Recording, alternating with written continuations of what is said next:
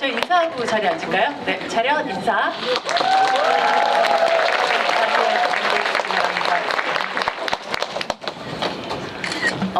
아마 오늘 기생충으로 하는 여러분들 관객들 만나는 거의 마지막 행사가 아닐까라는 생각 드는데요. 감독님 먼저 모든 이 기생충에 또 함께 하시는 모든 분들에게 너무나 축하의 인사를 드립니다. 네, 이젠 너무 옛날 일 같죠, 감독님? 깐이라는 건. 예, 과거사가 됐습니다. 이제 드디어 개봉도 했고 이제 더 깊은 얘기를 좀 나눌 수 있는 그런 시간이 되지 않을까라는 생각이 드는데, 감독님, 배우분들 저희 이 검은 상자를 저희와 함께 들어보시도록 하겠습니까? 송강호 배우님부터 이제 인사 말씀 먼저 부탁드립니다. 네, 정말 반갑고요.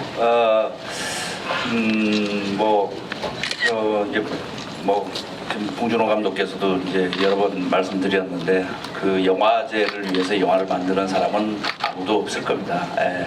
열심히 좋은 영화를 만들다 보니까 그런 큰 영광된 어떤 순간을 또 이렇게 느끼고 이런 그런 시간들을 보냈는데, 이 영화가 제일 중요한 거는 여러분들이 어떻게 느끼고 또 생각하고 또 감정이랄까 감흥이랄까 이런 것들을 제일 중요한 것 같아요. 그래서 저희도 제일 이제 개봉을 한 지가 이제 이틀 됐는데, 여러분들 반응, 여러분들의 어떤 느낌들을 제일 궁금해하고 또 정말 그러니까 긴장되고 또 설레기도 하고, 예, 그렇습니다.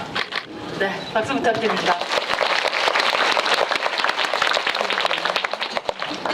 일단 이렇게 극장에 많이 와주셔서 진심으로 감사드리고요. 지금 벌어지고 있는 일들이 제가 지금까지 겪어보지 못한 경험을 하고 있어서 좀 현실감이 좀 없긴 한데, 그 벅참은 계속 남아있는 것 같아요. 하여튼 오늘 한 시간 즐거운 시간 되셨으면 좋겠습니다. 감사합니다.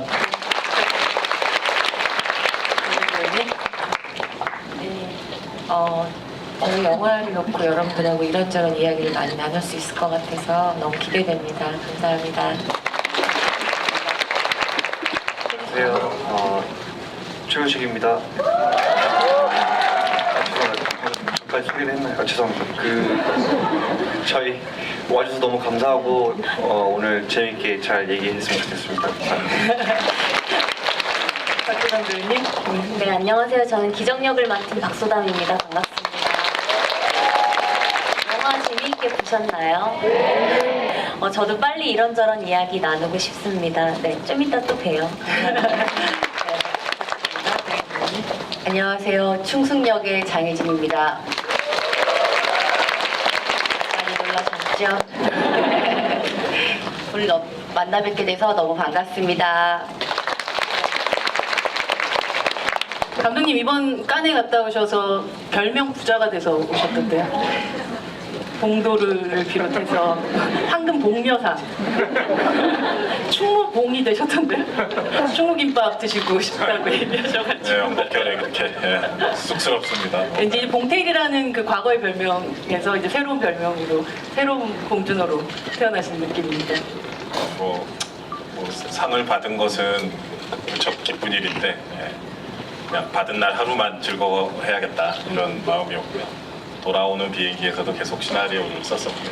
다음 시나리오요? 네, 쓰고 있습니다. 그래서 이제 경력의 마지막이 아니라 경력의 시작이 됐으면 하는 마음으로다가 열심히 일을 하고 있습니다. 오늘은 사실 이제 방금 영화를 보셨지만 이렇게 이 영화가 뿜어내는 에너지나 파괴력은 대부분 우리 다 배우분들로부터 나오잖아요.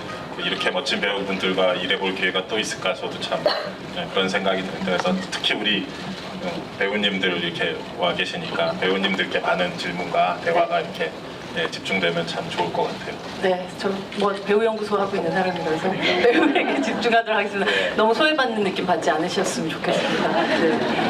이 영화를 관통하는 어떤 하나의 단어가 있죠. 바로 계획인데요. 영화를 찍기 전에 각각들이 배우분들도 감독님도 세우셨던 어떤 계획이 있을 테고, 이 영화를 끝내고 났을 때 맞아 떨어졌던 계획 혹은 절대로 계획대로 안 됐던 계획 있으셨을 것 같아요. 송강호 배우님부터 좀 들어볼까요? 이게 어렵습니까? 첫 번째로 아버지가 얘기하셔야지 그럼 누가 하겠어요? 모범을 보여주세요. 저희들은 계획대로 안 된 거는 거의 없는 것 같고요. 예. 다 계획대로 된 것 같아요. 세우셨던 계획이 무엇이었어요? 사실은 네. 무계획이었죠. 아, 노플랜. 네.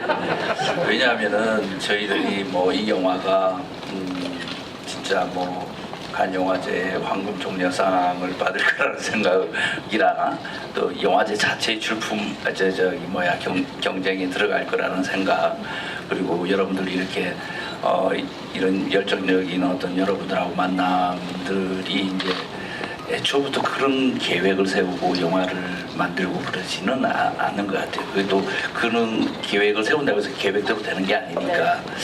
그렇듯이 이제 기택의 어떤 마음이 약간 이제 자조적이고 좀 자괴감 같은 느낌에서 이제 참 슬픈 대사죠.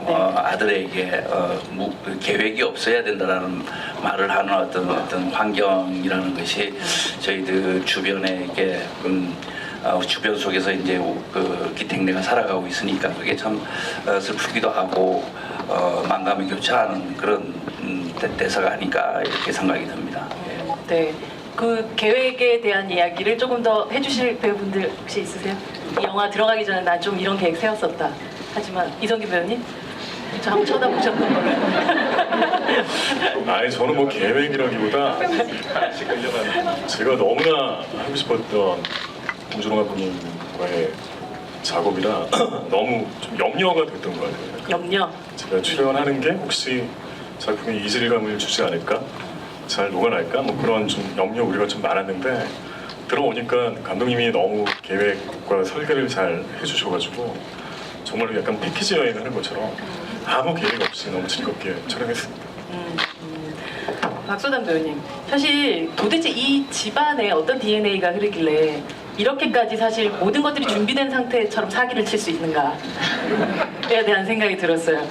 이게 뭔가 굉장히 준비된 느낌의 사람들이었거든요. 이것에 대한 어떤 처음에 과연 왜 기정이는 이럴 수 있을까에 대한 의문 같은 건 안 가지셨어요? 어떻게 이럴 수 있을까?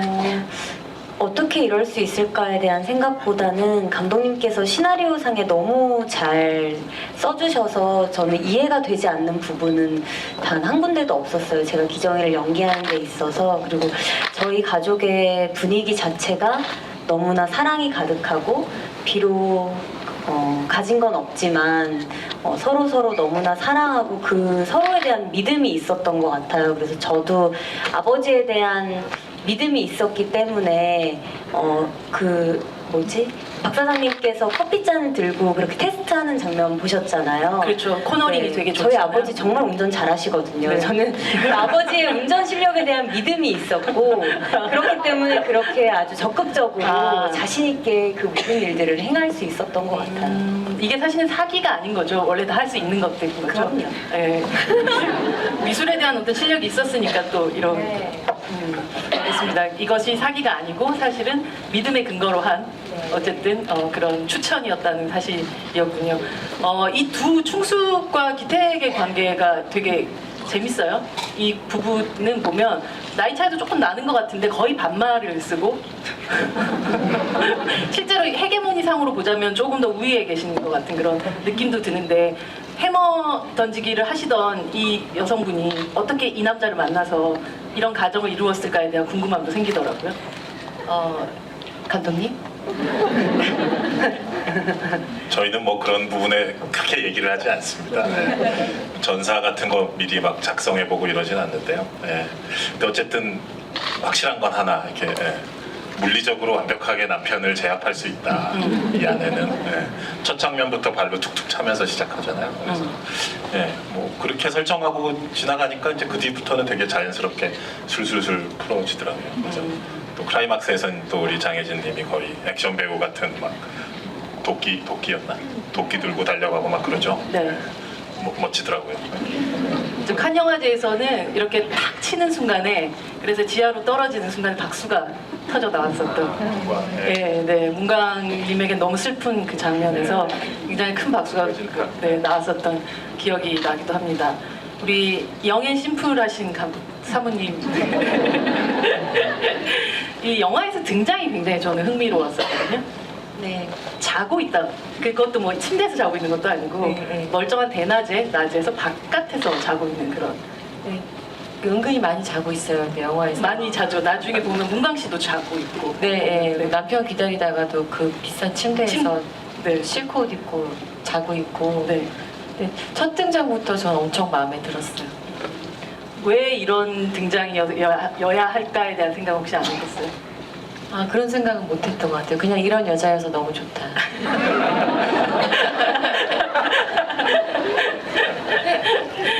우리 케빈 쌤은 보면 네, 케빈 쌤. 처음에 이제 그 창간 수업을 진행하는 순간에 이제 기세를 몰아가는 이 장면에 네. 정말 그 관객들도 물론 앞에 다해도 그랬겠지만 관객들도 완전 여기에 말려 들어가는 그런 느낌 같은 거를 받게 됐었던 것 같아요. 아마 영화를 통틀어서 가장 긴 대사이고 가장 오랫동안 혼자서 카메라를 받게 된 그런 장면이었을 것 같은데 이 장면을 준비하면서 마인드 컨트롤을 많이 하시지 않았을까? 사실 제일 제가 또 말을 좀 잘 못해서 이제 기억을 말을 잘해야 되는데 좀 많이 떨었던 것 같아요. 그리고 다혜에게 아까 이제 소담이가 얘기했던 것처럼 그 기우도 되게 부족한 친구가 아니라 약간 제가 봤을 땐 좀 실전에 약했던 친구인 것 같아요. 그래서 아무래도 그걸 본인이 제일 잘 알고 있어서 좀 그거를 다혜한테 좀 더 이렇게 주입시키려고 공부하는 법을 이렇게 좀 이렇게 더 강조했던 것 같아요. 제시카 선생님이 장미꽃이라면 다혜는 뭐였어요? 그래서? 그건 이제 사실 저희가 너무 많은 테이크를 너무 많은 게 아니라 너무 많은 단어들을 제가 거기다 써가지고 아 진짜요? 예. 근데 사실 그거 이제 뭔가 제가 딱 기억하고 있는 건 네. 뭔가요? 네? 뭐 기억나는? 기억이 나지 않아서 이제 저희 소품팀 누나한테 그거 좀 확인해 달라고 이제 얘기는 했는데 아직 연락이 없습니다. 너무 많은 테이크를 가서 사실은 다혜는 무엇인지가 잘 네. 여러분이 아마 생각하시는 그게 맞을 것 같아요. 아마 이 영화에 처음 보자마자 포스터가 굉장히 강렬하다라는 생각을 하셨을 텐데요. 많은 분들이 최근에 이제 카스님께서도 패러디를 하기도 하셨던데 맥주 광고 같은 데서도 패러디를 하기도 했었던데 근데 감독님은 포스터에 대해서 이건 김상만 감독님이 만드신 거니까 사실은 이 눈을 가린 행동이나 이런 것들을 잘 모르겠다라고 그런 얘기를 하셨는데 사실 이 수재민 대피소에서 기택이 절대 실패하지 않는 계획 노플랜에 대해서 얘기를 할 때 눈을 가리고 있죠 이렇게. 근데 그때 아마 영화를 통틀어서 기택이 가장 솔직한 얘기를 하고 있는 순간이었던 것 같아요. 그래서 그 어떤 행위들 자체가 원래 계획되어 있었던 것인지.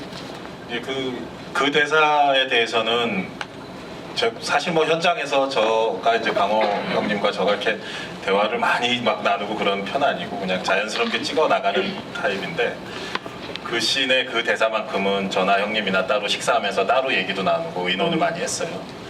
그러니까 원래 계획이 없으니까. 시나리오에 없었던 대사인데 마지막 수정할 때 그거를 추가로 써서 이제 선배님한테 드렸고 그리고 이 가리는 거 이것도 이제 제가 콘티에 그거를 그려서 이제 보여드렸는데 선배님도 이 자세를 좋아하셨고요. 그리고 움직이는 입만 보이게 되잖아요. 네, 그렇죠. 그 상태에서 약간 좀 무시무시한 말을 사실 그 아들한테 할 만한 얘기의 말은 아닌데 드디어 이제 기택의 속내가 드러나는 부분을 이제 하신 거죠. 그래서 그 장면 찍었을 때 이렇게 저도 긴장이라기보다도 뭐랄까 되게 차분한 마음으로 집중해서 찍었던 그런 기억이 나네요. 송강호 배우님은 이 장면 그러니까 사람을 죽이든 나라를 팔아먹든 다 상관없다 이 말이지 뭐 이 대사였었는데요. 늦게 이 대사가 만들어지고 또 이 대사를 또 연기하셨던 소감에 대한 이야기를 조금 들어볼 수 있었으면 좋겠습니다. 기택이라는 인물이 이제 우리의 어떤 자화상 같은 느낌도 있어요. 사실 이제 경제적으로 죄송합니다. 경제적으로 무능하고 그렇게 이제 가장으로서의 역할을 좀 뭔가 이렇게 제대로 못하는 어떤 사람이지만 사실은 뭐 나름 카스테라도 해보고 또 발레도 뛰어보고 대만 카스테라 무슨 잘못인데 이 영화에서 이렇게 그러니까 그런 어떤 열심히 나름 가장으로서의 역할을 최선을 다해서 살았으나 이 환경이라는 것이 사회 구조라는 것이 녹록지도 않고 자기 마음대로 되지도 않고 또 우리 희망이라는 것이 나이가 들어가면서 조금씩 퇴색되고 그런 어떤 자조와 자괴 그리고 그런 것들이 좀 분노까지는 생각이 안 들었으나 뭔가 어떤 허무한 어떤 그 현대인의 어떤 무기력한 어떤 마음 이런 마음이 아닐까라는 생각이 들었었죠. 예. 정말 그때 눈을 이렇게 다시 딱 내리자마자 다시 아들한테 대하는 태도에서는 확 스위칭이 되는 그런 느낌인데 그 순간에 이 영화에서 사실 막 엄청난 방식의 드라마틱한 연기를 뒷부분을 제외하고는 하진 않는데 그 부분에서도 이 어떤 내공 같은 것들이 느껴지는 그런 순간이었었던 것 같아요. 이 박 사장님 같은 경우는 그 차 안에서 그런 얘기를 하잖아요. 사랑이라고 봐야지라는 이 뉘앙스가 굉장히 묘했거든요. 결혼하신 분들 천연 총각들은 모르지라고 봉조 감독님께서 마이크를 내리고 말씀하셨어요. 그래도 사랑하죠. 네. 사랑이라고 봐야죠. 그리고 사실은 박 사장 자체가 아까 그래도 사랑한다 혹은 아니면 이런 미묘한 방식으로 이 사람 자체가 굉장히 얄밉기도 하고 그리고 뭐랄까 굉장히 그 강압적이기도 하고 한 그런 것들의 그 선을 타고 있는 그 선을 넘지 않은 걸 바라면서 동시에 본인도 굉장히 선을 타고 있는 그런 캐릭터여서 오히려 굉장히 어려운 역할이 아니었을까 싶기도 하거든요. 근데 등장 횟수도 많지 않고 처음에 그쵸? 어떤 사건 중심에 이렇게 휩싸이는 인물이 아니다 보니까 캐릭터를 어떻게 잡아야 될지 좀 고민이었거든요. 근데 원래 컵 들고 그 커피잔 코너링 할 때 있던 게 대본에 없던 거였는데 콘티를 보니까 감독님 그걸 설정을 해놓으셨더라고요. 그러니까 그게 거의 첫 장면이었는데 그걸 찍으니까 모든 게 다 표현이 되는 것 같다는 느낌이 들었고요. 이 사람 어떤 예, 사람인지. 그래서 그 다음부터는 편하게 했습니다. 생각이지. 생각 없이라뇨. 장혜진 배우님, 그 바퀴벌레 얘기가 나오자마자 충숙하고 기택이 멱살을 잡고 이렇게 대치하는 그런 장면이 나오는데 물론 그것이 나중엔 장난처럼 그냥 얘기가 되긴 하지만 그 순간 충숙의 표정은 뭐랄까 되게 울고 있는 듯한 느낌, 살벌한 느낌 같은 게 들었는데 그 감정이 무엇이었을까가 사실은 배우한테서 좀 듣고 싶은 부분이 있었거든요. 이건 따로 감독님한테 받지는 않고 그냥 저 혼자 했던 거면 얘기해도 될까요?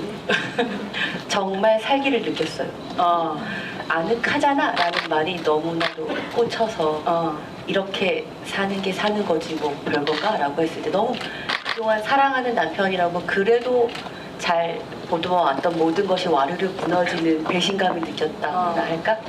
여기서 더 우리를 위해서 더 나은 보금자리를 만들려 하지 않고 그냥 여기서 뭔가 멈출 것 같은 느낌인 거예요.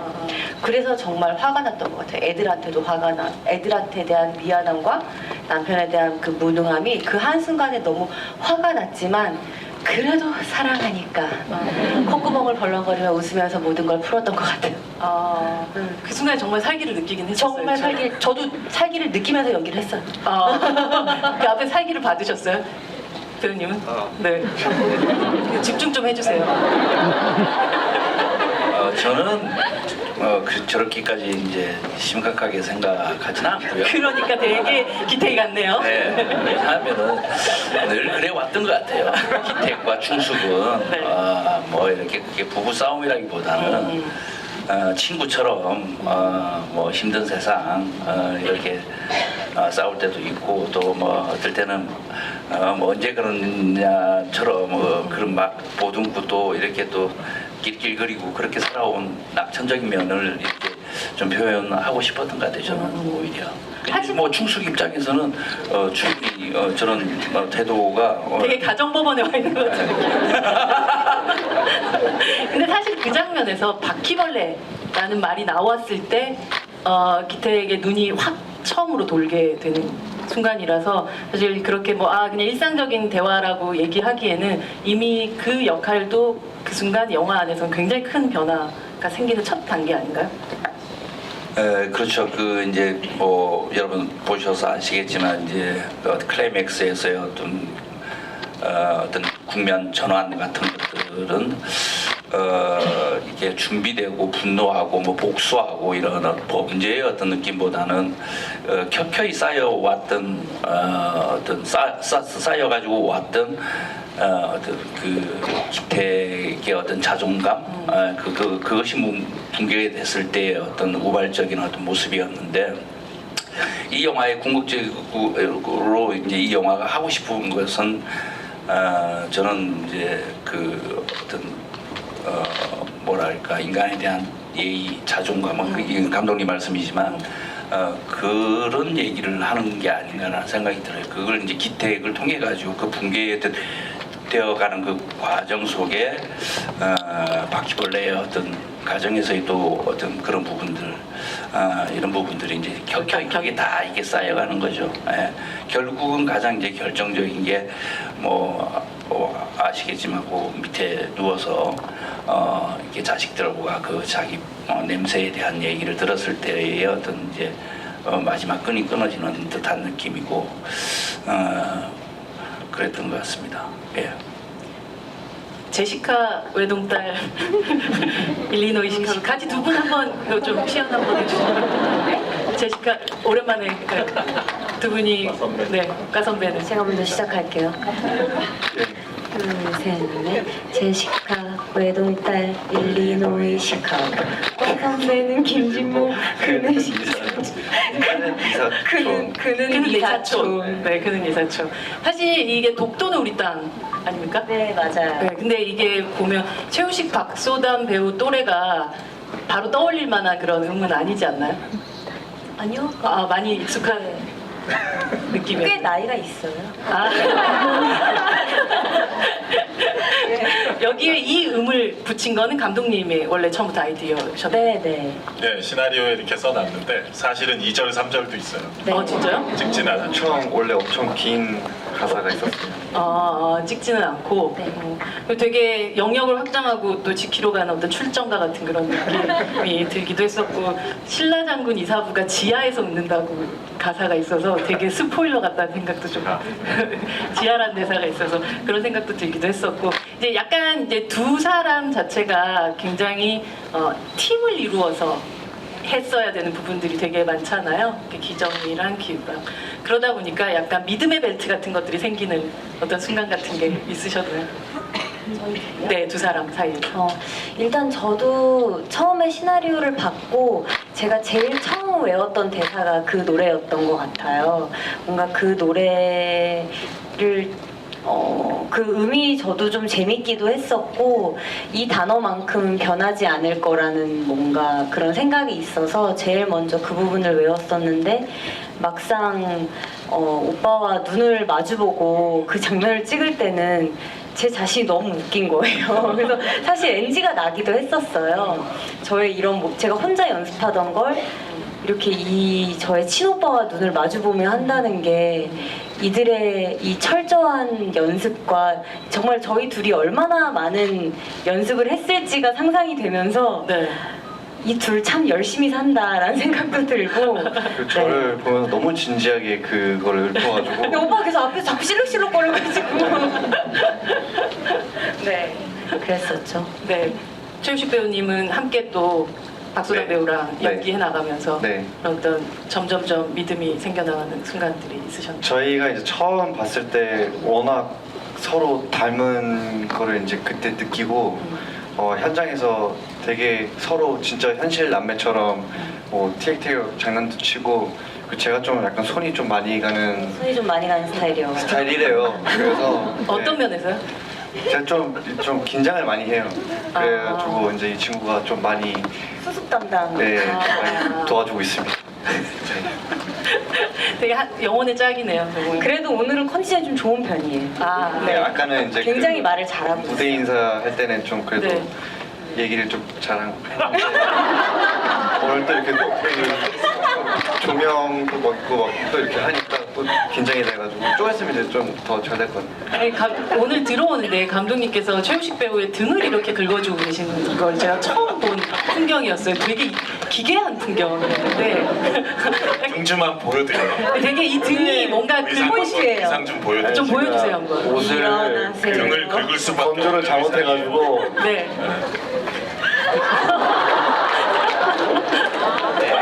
아 그게 아까 올린 게 아니었어요? 예 원래 좀 이렇게 좀 예. 의상 자체가 그렇게 보면 긁고 싶어지지 않나요? 아 그러네요 원래 정말. 해피들만 입는 건데 제가 또 한번 도전해봤습니다.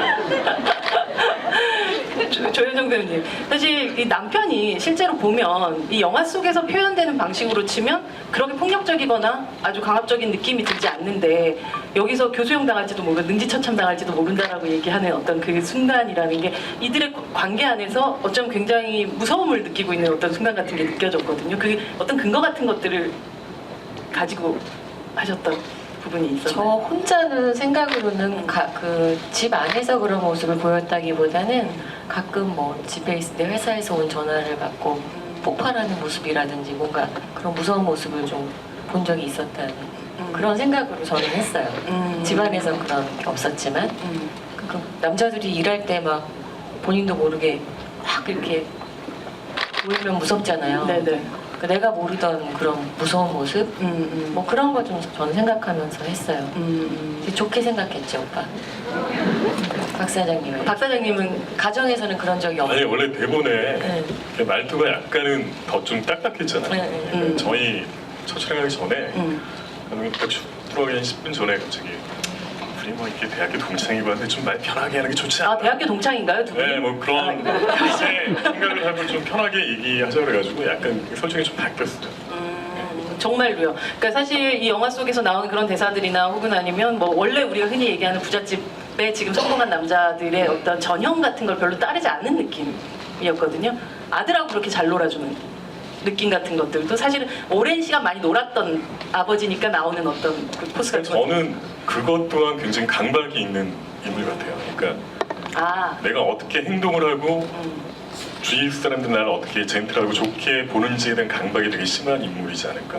박 사장님. 네. 그것조차도 좋은 남편이라고 생각하면 되는. 아 정말 이렇게 딱 역시 연기가 아 감독님 이런 모습에서 조효정 배우한테 반하셨구나. 그러니까 이게 연교의 어떤 맑음이죠. 그쵸. 그 연교가 사실 되게 총명하고 스마트한 사람이에요. 남을 너무 잘 믿는 게 문제죠. 그리고 남편도 믿는 거고요. 그 이성규 씨 캐릭터도 사실은 사람을 대놓고 윽박지르거나 뭐 압박하지 않는데 뒤로 이렇게 은은하게 이렇게 갈구잖아요. 그 아까 커피잔 들고 있는 것도 그쵸. 그렇고. 예, 그래서 겉으로 보면 전혀 가부장적이거나 마초적이지 않은데 은근하게 압박을 하는 것 같아요. 연주를 보면은 그 팬티 들고 왔을 때도 이렇게 마치 자기 밑에 부하 직원을 문책하듯이 막 그렇게 그러잖아요. 그러니까 그런 묘한 긴장감을 이 두 분이 잘 이렇게 알아서 잘 표현들 하시더라고요. 이 프리텐드라는 게 사실은 어쩌면 이 기후를 굉장히 많이 설명하는 그 부분이 있는 것 같다는 생각이 들어요. 민혁이에 대한 네. 프리텐드 같은 네. 느낌을 굉장히 많이 받았었거든요. 네. 근데 실제로 어쩌면 이 박 사장네 집에 들어와 있는 동안의 우식 씨, 그러니까 이 기후의 행동들은 머릿속으로 계속 나중에는 그게 대사로 발현되기도 하지만 네. 이때 민혁이라면 어땠을까? 라는 생각 계속 하고 있었던 사람이 맞아요. 아니었을까요? 그게 아마 좀 제일 컸던 것 같아요. 민혁이라면 어떻게 했을까. 근데 제가 연기할 때는 그러니까 제가 기우를 생각하고 이제 연기를 했을 때는 사실 다혜한테 보여줬던 그러니까 뽀뽀하기 전까지 네. 그 기세 얘기하고 막 이거는 사실 제가 봤을 때는 기우의 어떤 그런 모습이었던 것 같아요. 근데 그 이제 기존 제시카 쌤 미모 얘기하고 이제 갑자기 그 친구랑 이렇게 됐을 때는 네, 장미꽃 얘기하고 이러네요. 네. 그때는 아마도 민혁이라면 이 상황에서 키스를 했겠지라고 생각을 하고 다가갔을 것 같아요. 그래서 처음에 약간 어색하게 다가갔다가 이렇게 키스를 하게 되는데 아마 네 그때도 아마 민혁이라면 있지 않았을까. 송하우 의원님 뭐라고요? 오늘 제 최우식 씨 기세가 그러니까. 최고의 기세를 지금 발휘하고 있지 않나. 아까부터. 집에서 오늘 리허설을 하다 온 거거든요. 마이크 잡으신 김에 아니요 여기 최우식 군이 최우식 군이 그 송강호 배우님에게 연기를 가르치잖아요. 이 영화 속에서 보면 그 연기를 가르치는 최우식이란 배우를 보면서 송강호란 배우는 또 어떤 생각을 하셨어요? 말씀 안 드리겠습니다. 농담이고요. 그 장면이 좀 이렇게 좀 유쾌한 웃음이 이렇게 촬영장에서도 많이 나왔던 것 같아요. 이제 그걸 지켜보는 뒤에 이렇게 그 우리 스태프분들도 많이 웃었던 것 같고, 네. 예. 그걸 뭐 이렇게 뭐 특별히 저랑 최우식 씨가 막 웃겨서 웃는다기보다는 그런 상황이 너무 웃기잖아요. 예. 참 한심하기도 하고 어떻게 보면 그래서 웃기기도 하고 그렇지 않았나 이렇게 생각이 됩니다. 영화 속에서지만 그래도 대배우 송강호 배우를 이렇게 연기 지도를 하셨던 어떤 예. 소감. 뭐 연기였지만 그래도 감히 누가 진짜 선배님의 연기를 이렇게 할 수가 없잖아요. 이렇게 말을 더듬으세요. 즐거워하시는 것 같아요. 아니, 지금 살짝 긴장되고 있습니다. 저는 되게 재밌게 잘 촬영했었어요. 그때 실제로 저희 막 너무 웃겨가지고 NG도 많이 났었고, 재밌었어요. 저는 취업하고 난 다음에 원래 이제 필라이트만 먹다가 갑자기 삿포로를 먹는데 충숙만 필라이트를 먹고 있어요. 계속 충숙만 그것을 계속 지키고 있는 이유가 있나요? 남은 거 처리하는 거지. 정말 남은 걸 먹는 엄마들의 마음이란. 네. 진짜 그런 뜻이었군요. 네, 저는 네. 이제 충숙만이 이것에 지금 동요되지 않고 계속 이 삶을 잘 이렇게 유지하겠다라는 어떤 의지 같은 걸로 남은 좀 거 처리하고 삿포로 먹고. 고기는 많이 먹어요. 그렇죠. 비싼 거 많이 먹죠. 그렇군요. 봉준호 감독님에게 복숭아란? 복숭아 저 좋아하는데요. 네. 제 대학 동기 여학생 중에 네. 진짜 그 털이 1m만 와도 온몸이 그렇게 되는 친구가 있었어요. 근데 참 무식했지 우리가 그 동기생들이 MT 가서 그 누가 또 그 엘러지의 심각성을 모르고 그걸 장난으로 복숭아를 누가 일부러 사와서 야 이렇게 했던 난리가 났었거든요. 그때 그 되게 충격적인 사건이었는데 그 기억이 나서 그렇게 하게 됐어요. 아니 그 오랜만에 다시 살인의 추억을 보니까 또 복숭아가 굉장히 슬픈 그건 너무 뭐 끔찍한 실제 에피소드라 네, 그 자리에서 네. 얘기하기는 좀 꺼려지긴 하는데. 네, 그래서 뭔가 이 복숭아라는 것 자체를 굉장히 싫어하시는 건가라는 생각을 해서 여쭤봤었던 건데 감독님이 잘 드신다는 거죠? 저는 좋아합니다. 이 지하 공간이라는 것이 지금까지 봉준호 감독의 영화 속에서는 사실 힘을 가진 사람이 무언가를 채집해서 그 안으로 숨기는 공간이었죠. 뭐 보일러 김씨 같은 경우도 막 온갖 군데서 다 가져와가지고 밑에다가 숨기고 괴물 안에서도 어쨌든 자기가 잡아온 인질들을 그 안으로 넣는 공간이었다면 이 영화 속에서 지하실은 사실 주체가 바뀐 느낌이기도 해요. 실제로 그 원래 잡혀갔어야 될 존재들이 스스로 기어 들어가는 공간이거든요. 어떤 면에서 그런 면에서는 굉장히 지하 공간을 지금까지 아주 사랑해 왔었던 봉준호 감독이지만 이 지하 공간을 바라보는 느낌이 굉장히 바뀐 영화가 아닐까. 뭐 지하 공간이 제 영화에 여러 번 나왔는데 이번이 특히 더 슬픈 지하실인 것 같아요. 그쵸. 2층 또 두 번째 구조로 또 되어 있고요. 네. 더 안으로 들어가고. 거의 멀쩡한 우리 같은 똑같은 제 존엄성을 가진 한 사람이 그러니까 유령으로 취급되는 공간이잖아요.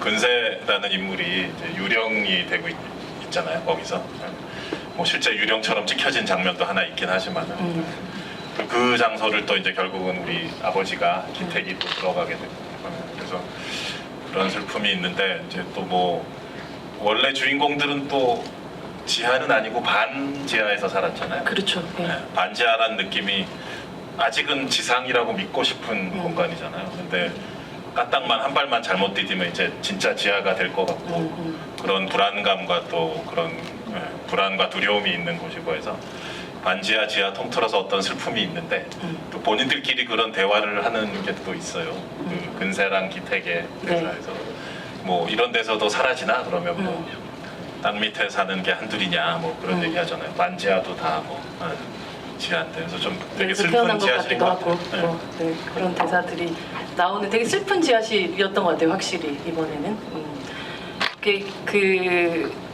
이 영화를 보다 보면 사실 저는 기생충을 귀가의 영화라는 생각을 하면서 봤던 것 같아요. 집으로 돌아오는 영화라는 생각을 했던 게 봉준호 감독이 지금까지 찍어왔었던 영화들에서 걔도 집을 나가고 뭐 괴물에 잡혀서 아이도 집을 나가게 되고 뭐 아들은 잡혀서 또 집을 나가게 되고 모든 사람들 다 집을 나가고 집 밖에서 돌고 그 추운 데서 열차는 계속 뺑뺑 돌고 있고 돼지 잡으러 미국 가야 되고 뭐 이런 식이다가 그래서 사실 살인의 추억에서도 링겔 맞는 장면도 보통 이제 집에서 맞을 것 같은 장면을 그런 바깥에서 나무 밑에서 링겔을 맞고 근데 처음으로 집으로 들어오는 영화였다는 생각이 들어요. 그래서 이 영화의 제목 이름들에 대한 얘기들을 뭐 기자와 충자에 대한 이야기도 많이 하지만 기택이란 이름의 이 택자는 집에 대한 이름에서 나온 건 혹시 아닌지. 진짜 그렇네요. 아니에요?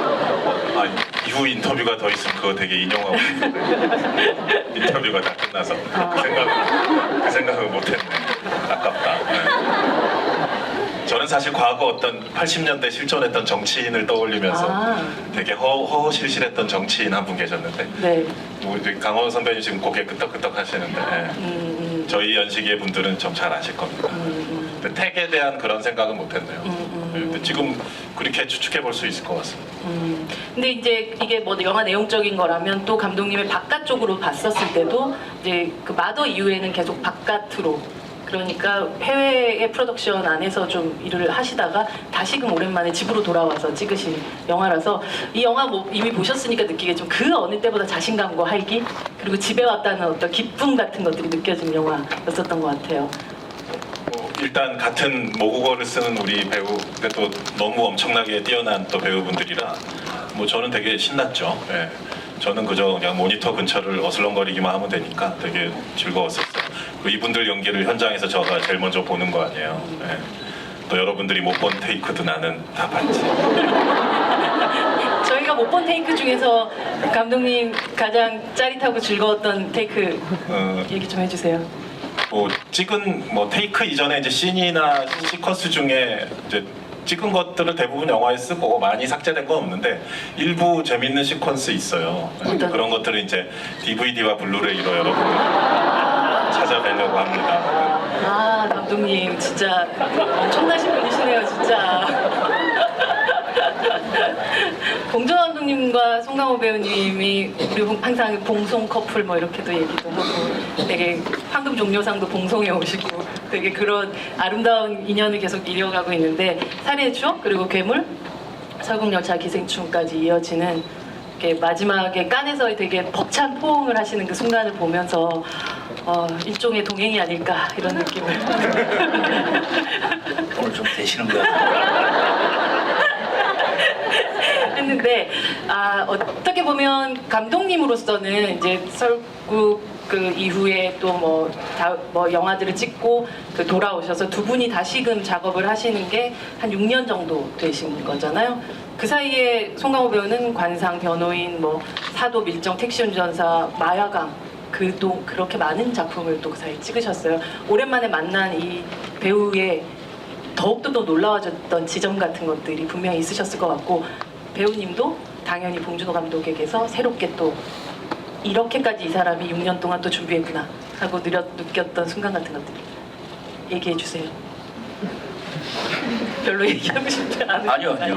네. 사실 이제 뭐 앞서 인터뷰에도 많은 비슷한 얘기를 했었는데 이게 제가 출연한 영화는 아니지만 그 첫 작품 프란다스에게부터 봉준호 감독께서 한 20여 년, 만 20년 동안 쭉 어떤 견지해왔던 사회에 대한 통찰 그리고 미래 우리 삶에 대한 비전, 우리 인간에 대한 어떤 집요함 이런 모든 어떤 큰 리얼리즘의 어떤 마지막 정점의 어떤 선다 이 기생충이 예, 시나리오부터 그 과정 또한 그랬고 그 자신감과 또 결과 또한 이렇게 되다 보니까 참으로 그 대단한 어떤 그 산맥을 넘어서 결국에는 목적지에 도착하고야만은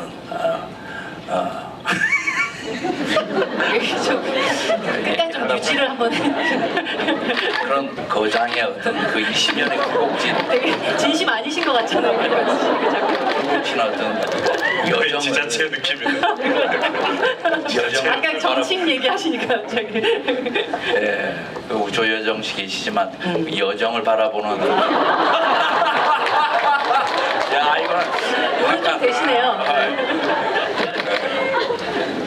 너무 기뻤고 감동적이었고 벅찼죠. 예, 말은 안 해도 왜냐하면 그런 얘기를 구체적으로 그런 얘기를 할 수도 않고 그런 얘기를 하는 사이도 아니었고 그걸 그냥 목도를 하는 거죠. 그 긴 세월 동안 긴 1년여의 어떤 긴 시간 동안 옆에서 지켜보면서 그러니 그 함께하면서. 이제 그 간에서의 그 행동들이 네. 얼마나 그게 두 분 결혼하시는 줄 알았어요.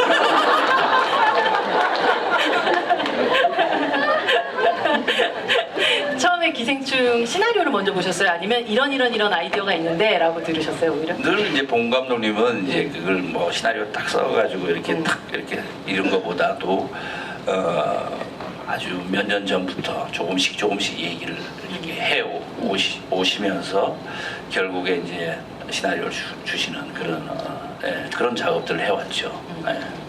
감독님은 네. 저는 뭐 좀 더 이제 약간 어린애 같은 유치한 차원에서 말씀을 드리고 싶은데 이제 네. 제가 또 막내로 자라서 그런지 이게 좀 유치한 욕심 같은 거, 질투심 이런 게 많아서 이제 감독이나 배우분들이 좀 비슷한 그런 게 있을 텐데 저기 예를 들어 나랑 같이 일한 배우의 최고작이 내 작품이었으면 하는 그런 약간 유치한 욕심 있잖아요. 배우분들은 또 저 감독 영화 중에 최고작이 내가 주인공이 있는 영화였으면 하는 약간 좀 유치한 마음이지만 솔직히 그런 게 없진 않거든요. 그럼 제 입장을 한번 상상해 보세요. 그 유치한 관점에서 이제 강호 선배를 봤을 때 그 6개의 작품을 강호 선배님은 뭐 이창동, 김지훈, 박찬욱 감독 이런 많은 거장분들과 일을 하시고 밀양, 뭐 박쥐 이런 어마어마한 작품들을 이제 그 틈바구니에서 제가 그치만 강호 형님의 대표작이 내 영화가 됐으면 좋겠어 이런 그러니까 집에서 막 이렇게 장난감을 입에 깨무는 그런 어린애처럼 막 그런 생각을 하면서 시나리오를 쓰는 거예요. 그러니까 이게 마음이 조마조마하죠. 그러니까 대사 하나, 묘사 하나 잘하고 싶고 처음 시나리오를 보셨을 때 이렇게 확 이런 게 어떤 매혹되는 장면이 있으셨으면 좋겠고 그래서 처음 시나리오 들을 때 약간 들을 때 조마조마했던 그런 기억이 나요. 그래서 되게 행복하시겠어요 요즘. 근데 그 시상식 그 상 호명했을 때 이게 네. 뼈하나 이렇게 제 가슴을 이렇게 치셨는데 그러니까요. 원래 손이 되게 세게 치시던데요? 나 갈비뼈가 골절되는 줄 알았어요. 너무 나중에 긴장 풀리고 나니까 여기 너무 아프더라고요. 본인 때리신지도 모르셨다면서요? 죄송합니다.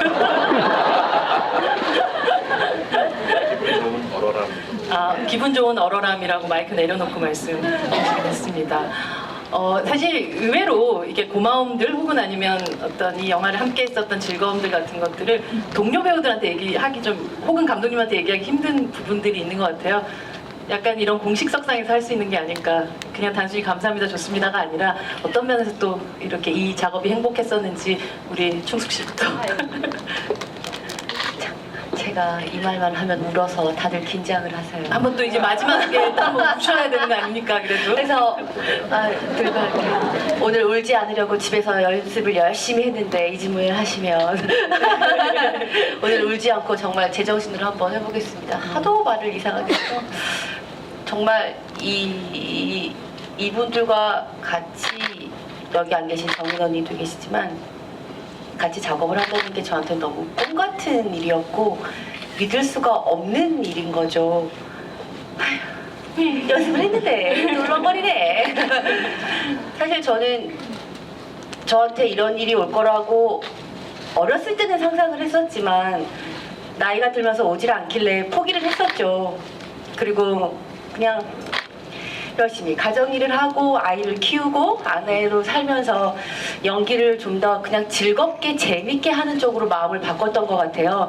욕심을 버리고 아 저거는 내가 이룰 수 없는 곳에 있는 건가 봐 그런 바라만 보고 재밌게 즐겁게 하다 보면 나 스스로 행복해지니까 하고 위안을 하고 있다가 우연치 않게 감독님께서 이렇게 연락을 주셔서 너무 놀랍기도 했고 사실은 감독님하고 그 전에 오래전에 인연이 있긴 했지만 감독님 전혀 기억을 못 하시고 있었고 그쵸. 그래서 이런 일이 올 수도 있구나. 그래서 감독님한테 여쭤봤어요. 왜 지금에 와서 저한테 이러시는 거예요? 그랬더니 사람마다 다 때가 있다고 생각을 한다. 누구는 일찍 왔고 크게 왔고 누구는 늦게 왔고 조금 왔는데 혜진 씨는 이제 늦게 자기의 길을 찾을 시간이 된 것 같다 라고 말씀하시니까 너무 힘이 됐었고 또 강호 선배님도 옆에 계시지만 정말 제가 부족한 점이 너무 많은데 좋은 말씀을 미치겠다 좋은 말씀 정말 많이 해주셔서 감사합니다 여러분. 그래서 정말 때로는 아빠 같고 그리고 큰오빠 큰오빠가 돼주시겠다고 하셔서 너무 든든하죠. 무슨 일 있으면 연락해라 말해라. 큰오빠가 있는데 무슨 어려움이 있겠니? 감독님 작은 오빠가 있는데 뭐가 어려움이 있겠니? 그러시니까 졸지에 삼남매가 돼버렸 이거 이러면 안 되는 건데. 그리고 우리 이성균 씨는 사실 제 대학 동기예요. 그래서 제가 어린 시절 어떻게 연기 열정을 꿈꿔왔는지 포기했는지 많은 것들을 옆에서 봤죠. 알고 있기도 했고. 근데 이제 그런 친구가 같이 작업을 하겠다고 했을 때 누구보다 먼저 연락이 왔었어요. 혜진아 축하한다. 근데 그 목소리가 너무 자기도 울고 있는 거예요. 내가 다 눈물이 난다 이러는 거예요. 그래서 저도 너무 그 말이 너무 고마웠고 기뻤고 그래서 잘하자. 너 잘해 임마 이러는데 저도 좋게 말해야 되는데 너나 잘해 이래버려가지고 그게 두고두고 미안해서 계속 미안하게 사과 오늘 사과 많이 하시면 되죠 서로. 사과 이미 몇 번 했어요. 그래서 정말 힘이 돼준 친구고 현장에서도 제가 부족한 거 잘 모를 때 정말 와서 툴툴툴 그거 안 해도 돼 이거 하면 돼 그냥 툭 주고 가고 이런 식으로 남들 모르게 많이 도와줬고 우리 여정 씨는 원체 오랫동안 작업을 해온 친구라 제가 좀 힘들어할 때 정말 조근조근 언니 그런 거는 괜찮아 이렇게 얘기를 해줘서 연교처럼 네네 정말 우리 방에서 정말 머리를 사과 머리를 묶고 이렇게 얘기했던 그 날이 너무 잊혀지지가 않아요. 너무 힘이 됐었고 우리 우식군과 소담양은 처음 만났을 때 제가 부탁을 했었어요. 난 사실 아무것도 잘 모른다. 그러니 날 좀 도와달라 했더니 저희도 몰라요 같이 잘해요 그러면서 셋이서 껴안고 뭔가 잘하자 이래서 그때부터 이미 뭐 이 두 친구에게는 제가 마음을 활짝 열었던 것 같아요. 그래서 현장에서 또 정은이 언니 이정은 배우께서는 정말 큰언니 같으세요. 제 일상생활과 배우 생활에서 사실 롤모델이 되시는 언니거든요. 그 언니가 하나하나 조언해 줄 때 특히 이번에 깐느 다녀오면서 비행기에서 언니랑 나란히 앉았을 때 언니랑 정말 많은 이야기를 쉬지도 않고 나눴는데 거기서 너무 많은 힘이 됐던 것 같아요. 제가 그 누구에게도 하지 않았던 제 이상한 얘기도 막 해가지고 언니가 너는 또라이야! 그래서 너무 기분이 좋았어요. 날 배워해도 되겠구나. 너무 길게 말했대요. 죄송합니다. 아닙니다. 모두가 한 분 한 분이 너무 소중해서 이 마음을 어떻게 다 표현을 할지 살아가면서 어떻게 갚아야 할지 지금 생각 중이에요. 제가 장혜진 배우님은 제일 먼저 물어보기 잘한 것 같아요. 뭐 어떤 좋은 얘기 이렇게 많이 해주셔서 저렇게 또 얘기를 하시나요? 큰오빠 아까 제가 했던 그 질문을 순서대로 하지 말고 이번 송강호 배우님께서 얘기해 주세요. 네. 어떤 이렇게 같이 네. 뭐 장혜진 씨가 너무 좋은 말씀 많이 해주셔가지고 굳이 뭐 또 얘기하는 것보다도 저도 뭐 이렇게 뭐 이렇게 소담 씨나 뭐 혜진 씨 같은 경우 미량에 잠시 나가서 소담 씨는 사도라는 영화에 잠시 지금 너무 짧은 만남이었고 그렇죠, 네. 그럼 그걸 빼면은 다 이제 처음 해보는 그런 어떤 이 긴장감 그리고 설렘 그런 것들이 이렇게 가득했던 현장이 아니었나. 그래서 참 좋았습니다. 예. 직접 얘기하지 않으셨지만 또 이 자리를 통해서 또 동료들한테 하고 싶은 이야기를 소담 배우님한테 또 한번 들어볼까요? 제가 연기를 시작한 지 그렇게 오래되지도 않았고 특히 나 이렇게 영화를 시작한 지는 정말 얼마 되지 않았는데 이렇게 빠른 시간에 이런 작품을 만나고 또 이런 분들을 만난 게 저는 정말 행운아인 것 같다는 생각을 되게 많이 했어요.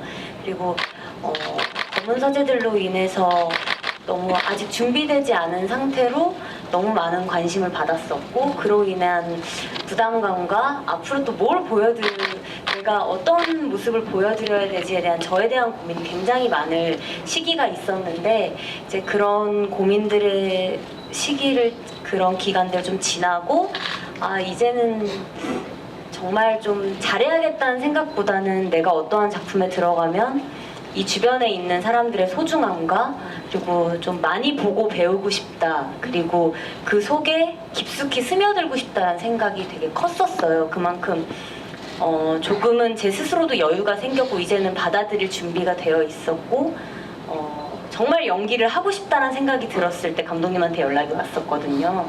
그래서 또 강호 선배님의 딸 역할로 나온다고 들어서 너무나 욕심이 났었고 28의 박소담의 모습을 보여드릴 수 있는 작품을 만났던 것 같아가지고 저는 하는 내내 정말 행복했고요. 지금도 행복하고 앞으로 제가 어떻게 이 길을 걸어 나가야 될지 제가 도움을 요청하고 물어볼 수 있는 이런 많은 분들, 이런 언니 오빠들이 생겨서 너무나 좋고 되게 그 무엇보다 제가 앞으로 살아가는데 큰 힘이 되는 분들을 만난 것 같아서 되게 많이 행복해요. 그래서 인터뷰를 할 때도 기자님들이 저한테 계속 정말 행복해 보인다고 말씀을 많이 하셨는데 저는 요즘 정말로 행복한 것 같아요. 그래서 다시 한번 모두들 사랑합니다.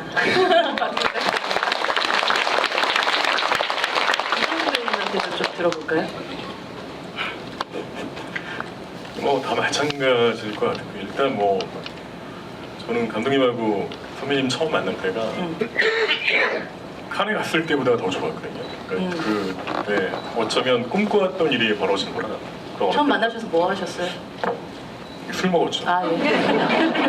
예. 되게 빨리 좀 취했고 긴장하고 너무 기분 좋아가지고 그때부터 시작된 거의 1년 동안의 일이 좀 믿기지가 않고 너무나 이렇게 갈구해왔던 작품인데 이런 좋은 일이 벌어지고 있는 게 과연 내가 이렇게 누려도 될 것인가는 또 자기 반성? 그런 게 좀 있는 것 같아요. 그러니까 너무나 많은 분들이 또 이렇게 배우분들 부러워해 주시고 축하해 주시고 여러 가지가 있기 때문에 근데 이런 일들이 앞으로 굉장히 큰 에너지가 될 것 같아요. 그러니까 이분들과 함께 한 그 벅참이 지금은 좀 약간은 저는 너무 좀 누르려고 노력을 하고 있는데 좀 누리세요. 힘들 때 누리세요.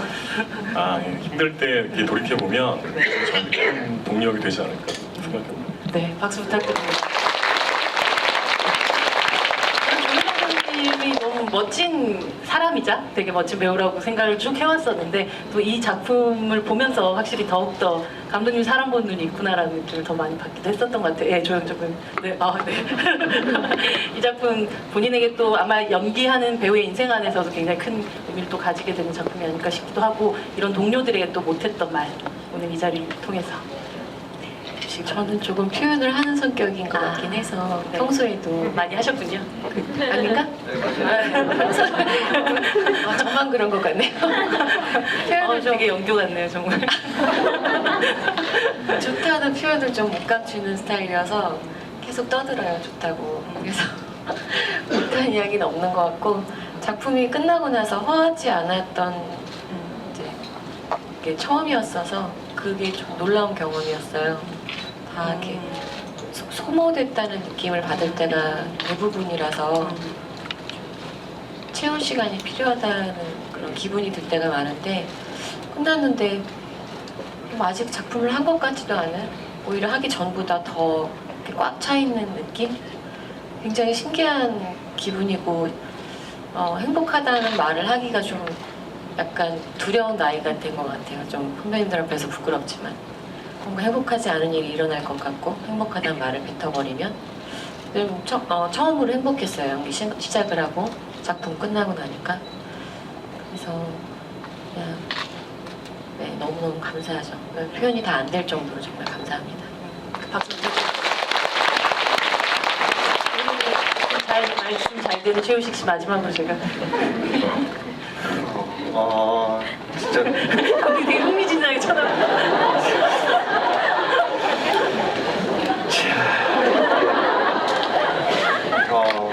진짜 네 너무 정말 네, 저는 이렇게 너무 좋은 분들과 함께 카메라가 너무 이래 너무 이제 기세야 기세. 네 큰일 났다 이제 너무 이제 네, 숨이 안 쉬어집니다. 네, 너무 좋으신 분들이랑 같이 이렇게 해가지고 너무 행복했고요. 결과가 저희가 생각했던 것보다 더 너무 좋은 결과가 나왔지만 사실 그것보다 저희 과정이 더 행복했던 영화였고 그래서 그거를 이제 즐기면서 하다 보니 저도 약간 정말 계획이 정말 중요한 것 같은데 계획 중요한가요? 영화가 끝나고 난 다음에 제가 계획하는 것과 다른 배우가 어떤 배우가 네. 되는 게 목표라기보다 그냥 다음도 또 이렇게 더 과정을 즐길 수 있는 그런 배우가 되고 싶다는 생각이 들었어요. 아버지한테 말씀을 잘 들었군요. 노플랜으로. 네. 그래서 저희 이제 진짜 조금 있으면 이제 뭔가 기생충이라는 이제 이런 일로 이제 끝나게 되는데 그게 좀 다가오는 게 좀 벌써부터 아쉬워요. 다시 돌아왔다고 옆에서 송강호 선배님께서 원래 제가 먼저 해야 이게 되는데 제가 끝에 해가지고 네. 아니, 사실 약간 그러지 않을까 싶어서 제가 마지막에 시켜보긴 했습니다. 얘기를 하다 보니까 진짜 시간이 너무 훌쩍 갔는데 거의 딱 한 분만 질문을 받을 수 있을 것 같아요. 죄송해요. 제가 너무 즐거웠네요. 저 혼자. 한 분. 동영상집. 네, 안녕하세요. 박소담 배우님께 질문 드릴 수 있을까요? 네. 네. 이 영화가 이제 한 가족이 마치 신데렐라 마차를 탄 그런 스토리였다고 볼 수 있었는데요. 저는 이제 실질적으로 배우님들 입장에서 생각했을 때는 오히려 이렇게 우아하신 분들이 그렇게 자기 자신을 연기를 위해서 낮춰야 되는 그런 경우로 저는 보면서도 생각이 많이 들었어요. 그리고 이제 제가 알기로는 여배우님들, 특히 이제 젊은 여자 배우님들이 이런 연기를 하실 때는 뭐 사회적 약자라든가 그런 배역을 소화하셔야 할 때 죄송해요. 약간 저희가 좀 짧게 좀. 네, 알겠습니다. 좀 부탁드립니다. 멘붕이 오거나 힘든 네. 부분이 있다고는 걸로 알고 있는데요. 네. 혹시 박소담 배우님께서도 비가 오는 날 수재민이 되고 그런 씬을 찍으셨을 때 그런 좀 어려움이 혹시 있으셨는지 그 부분을 좀 여쭤보고 싶네요. 비가 오는 장면을 찍을 때는 저희뿐만 아니라 정말 모든 스태프분들이 고생을 다 많이 하셨던 것 같아요. 저희를 위해서 컷이 되자마자 담요를 들고 뛰어와서 뜨거운 물을 부어주시고 저희 모두가 다 같이 그렇게 고생을 하면서 찍었던 부분이어서 저는 그렇게 저희가 너무 많이 케어를 받은 부분이 있어서 오히려 감사한 마음이 더 컸었고요. 물론 춥기는 했었죠. 하지만 버틸 수 있었어요. 감사합니다. 박수 부탁드립니다. 아까 제가 기생충이 집으로 돌아오는 영화라는 얘기를 했었는데 어쩌면 깐에서 받은 이 황금종려상 자체가 그냥 봉준호 감독이나 혹은 여기 있는 배우들의 어떤 경력의 하이라이트에서 끝나는 게 아니라 사실 홈런이라고 하잖아요. 홈런 날리시고 다시금 돌아오셔서 이제 다시 타짜가 되셔야 되는 타이밍인 것 같아요. 그래서 오히려 지금이 가장 지금 또 기대되는 시점일 거라는 생각을 하면서 이 영화를 보게 되었습니다. 마지막 인사 받으면서 저희 이 자리 마감하도록 하겠습니다. 감독님. 네, 오늘 뭐